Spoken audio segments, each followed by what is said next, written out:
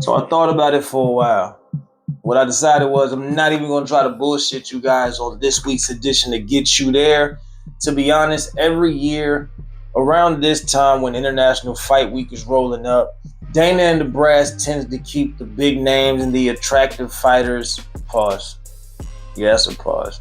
Unless they female, then that's not a pause. But Dana tends to keep those names that attract us to a card for the upcoming pay-per-views. So this fight week, in my opinion, I'm not going to say it's weak. I'm saying it's full of fighters that I do not know intimately.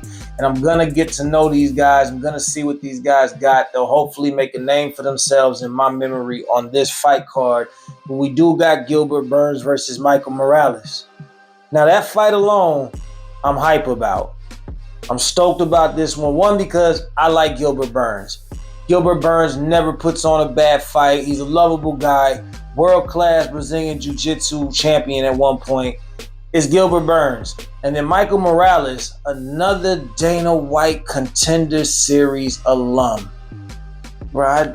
I don't know where Dana's finding these guys for his Contender Series, but usually guys out the Dana White Contender Series, these guys become prospects, contenders, and champions in the UFC. And Michael Morales is looking like a future champion himself. So you getting to know Michael Morales, you start to look up his highlights and his clips, you start to notice a few things. One, he's got ground game, but it's not his main thing. He's a striker. He's a brutal striker. He throws with everything on it. His jab has everything on it. His hooks, he's swinging as if you could hit a home run on somebody's chin. Everything he throws has bad intentions. Kind of like what we just saw with Jack.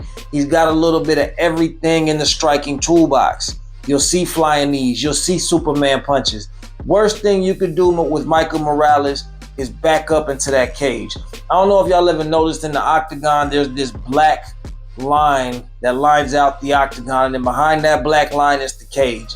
I call it the danger zone, because usually when you get to that black line, like I said, there's nothing left but the cage, and this is where Michael Morales tends to do damage on his opponents. And if you get hurt, falling back on that cage ain't a good thing either. If he smells blood, this guy turns into a great white shark and knows nothing but go for the kill. Michael Morales is young and dangerous. He's going to be a war for whoever he fights. Super confident. I mean, he was taunting Max Griffin on the way to trying to finish him, but Max Griffin made it to decision. But the kid's super confident, very explosive, very athletic. He's a hell of a striker. He's one of them dudes that when he hits you, there's gonna be a reaction. And then we got Gilbert Burns. Once fought for the title against Kamaru Usman, who was his friend, and I respected that when he did it, because I know how hard that was emotionally, and we saw his heart on his sleeves after the fight, just, kind of hurt that he even challenged his friend for the title.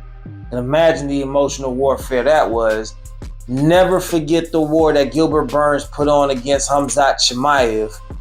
Every fight Gilbert Burns comes at you with is going to be a war. He's another one. He throws with everything on it. Doesn't really use his jiu-jitsu as much as I wish he would. But here's what scares me about Gilbert Burns. While he's willing to trade with you, while he's willing to strike with you, while he's fell in love with the knockout punch that he hasn't found in so long, it bothers me how he defends himself, because I feel like Michael Morales will jump that opportunity and catch you with something you didn't see coming. Because Burns covers his head with both hands like this when he thinks something's coming. Burns will throw, and he'll retreat, and he'll back up, and he'll be both hands. And it's a dangerous thing for a striker that'll see something like that, know that you can't really see like you need to see when you shell up like that, and he'll pick his shots, and he'll hurt you. It's a oh shit mode blocking style to me, and it's not effective. Any strikers out there know it's not an effective blocking style. It's shelling up. It's oh shit mode. And I feel like Gilbert Burns doing this against a guy like Michael Morales, I worry for Gilbert Burns. It's gonna be a war. It's always a war with Gilbert Burns.